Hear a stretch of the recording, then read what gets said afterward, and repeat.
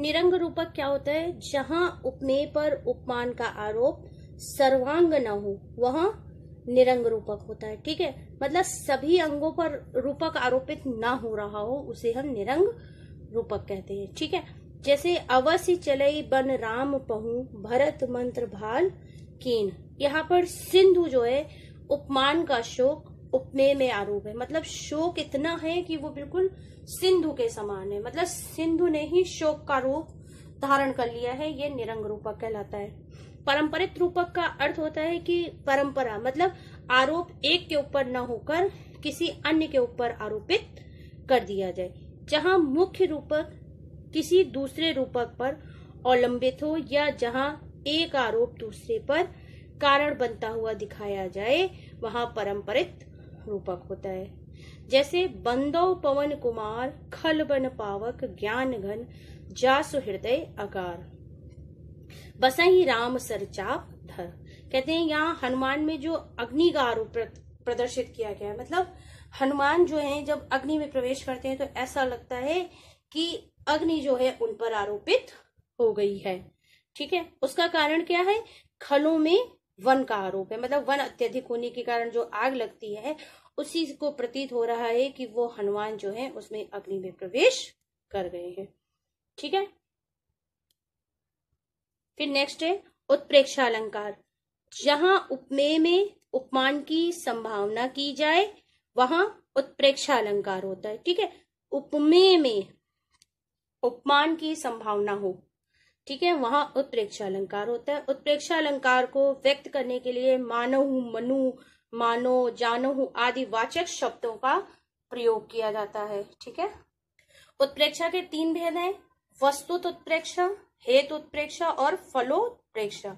वस्तुत उत्प्रेक्षा का मतलब होता है जब हम किसी वस्तु का किसी अन्य वस्तु में आरोप कर दें, मतलब वस्तु का मतलब ही होता है वस्तु, ठीक है, उसका आरोप किया जाता है तो वस्तु उत्प्रेक्षा कहलाता है। जैसे सखी सोहती गोपाल के उर गुंजन का माल बाहिर लसती मनो पिए दावा अनल की ज्वाल। कहते हैं गुंजन की माल जो है ये उपमेय है, तो दावा अनल की ज्वाल जो है वो उपमान की संभावना की गई है। हेतु उत्प्रेक्षा क्या होता है? जहां जो कारण ना हो, अहेतु में, मतलब जो कारण ना हो तब भी उसमें हेतु की संभावना की जाए, मतलब होने की संभावना की जाए, उसे हेतु उत्प्रेक्षा कहते हैं। ठीक है, जैसे रवि अभाव लखी रैनी में दिन लखी चंद विहीन।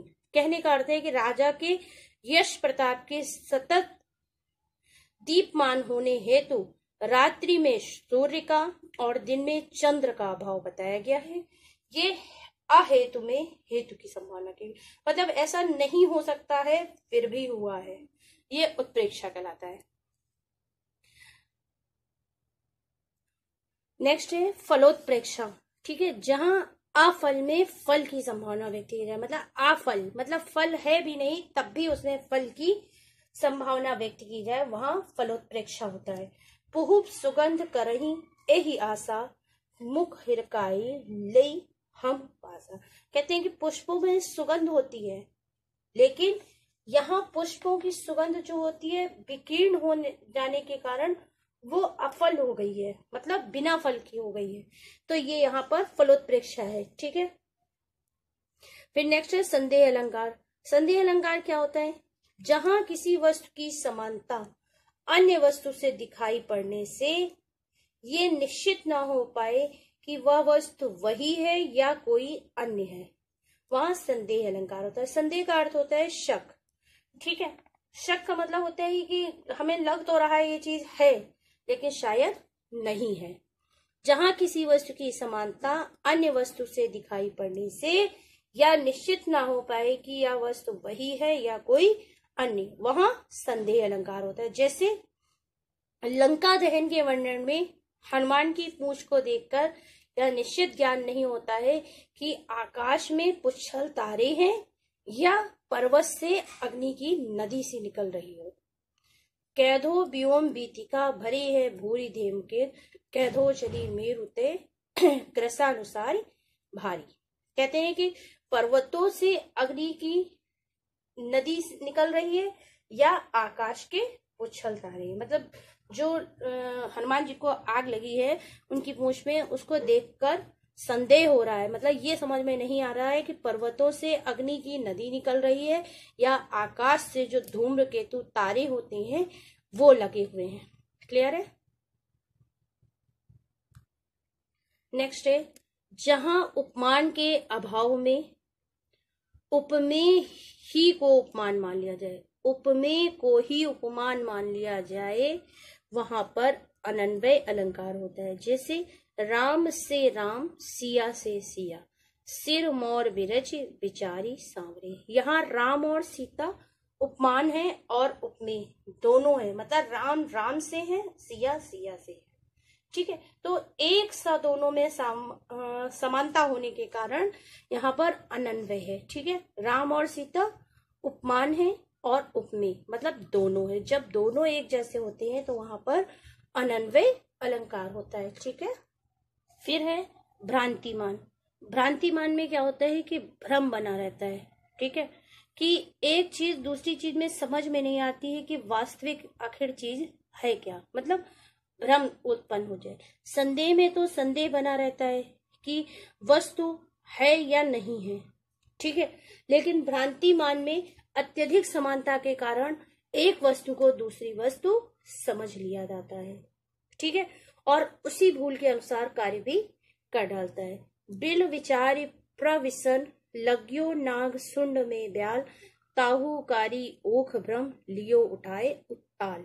कहते हैं कि यहाँ सर्प को हाथी की सूंड में बिल होने की भ्रांति हुई है। ठीक है, सर्प को हाथी की सूंड में, मतलब हाथी की सूंड को सर्प ने क्या समझ लिया है, बिल समझ लिया है। मतलब ये कंफ्यूजन हो गया है। एक्चुअली वो हाथी की सूंड है लेकिन सांप ने उसको क्या समझा है, बिल समझ लिया है। तो भ्रमवश क्या करता है, सांप जो है हाथी की सूंड में प्रवेश कर जाता है। ठीक है, उससे घुसने लगा और हाथी को भी सर्प में, और हाथी को सर्प में काले गन्ने की भ्रांति हुई। मतलब जब वो घुसने लगा तो उसे लगा कि काले गन्ने हैं, तो जिसके कारण उसे गन्ना समझकर उठा लिया। ठीक है, हाथी ने, सर्प ने हाथी की सूंड को बिल समझा और हाथी को क्या गलत फहमी हो गई कि जो सर्प है वो गन्ने हैं, तो उसने गन्ने समझकर उसको खा लिया और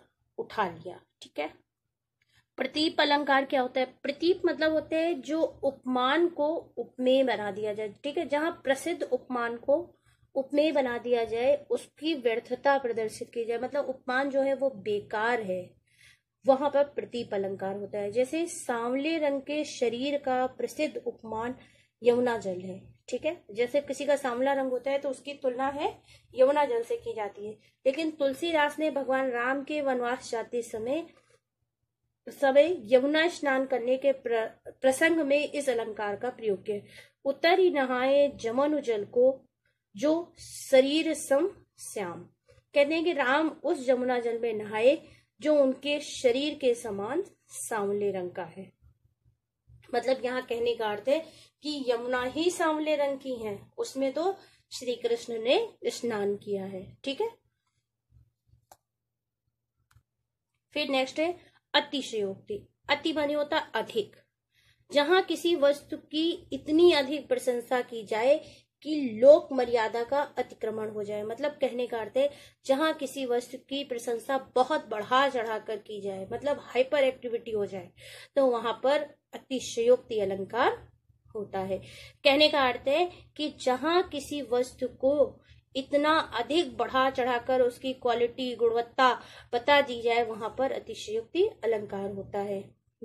अब जीवन की कपि आस न कोए, कन गुरिया की मुद्री कंगना होए। ठीक है, यहाँ पर क्या किया गया, यहाँ शरीर की क्षीणता को व्यंजित करने के लिए अंगूठी, मुद्री माने होता है अंगूठी, अंगूठी को कंगना माने कंगन के समान बताया जा रहा है। कहाँ इतनी छोटी अंगूठी होती है और उसको क्या कह दिया गया है, कंगन के समान। ठीक है, लास्ट है दृष्टांत। जहां उपमेय व उपमान के साधारण धर्म में भिन्नता होते हुए भी बिंब प्रतिबिंब भाव से कथन किया जाए। ठीक है, बिंब और प्रतिबिंब मतलब उदाहरण देकर, दृष्टांत मतलब देखा हुआ उदाहरण देकर जिससे भिन्नता प्रदर्शित की जाए, वहां दृष्टांत अलंकार होता है। ठीक है, जहां उपमेय व उपमान के साधारण धर्म में, जैसे कमल का साधारण धर्म क्या है? कोमलता, इससे भी भिन्नता हो जाए और बिंब प्रतिबिंब भाव से कथन किया जाए, वहां दृष्टांत अलंकार होता है। इसमें प्रथम पंक्ति है, ठीक है, दुसह दुराज प्रजान को क्यों ना बढ़े दुख द्वंद। कहते हैं दुसह मतलब जो सहनीय है, दुराज है मतलब बुरा है, ये भी 10th की पंक्तियां हैं। तो क्यों ना बढ़े, तो कहते हैं कि जो है 2 राजाओं वाला उदाहरण है, 2 राज्यों वाला है, तो इससे लोगों का दुख ही बढ़ता है। ये दृष्टांत अलंकार का उदाहरण है। यहीं पर आपके अलंकार जो है, ये पूरा टॉपिक अलंकार और उसका वर्गीकरण, अर्थालंकार के भेद कंप्लीट हो जाता है। ठीक है, उम्मीद करते हैं कि सभी को समझ में आ गया होगा। ठीक है, ओके, गुड बाय।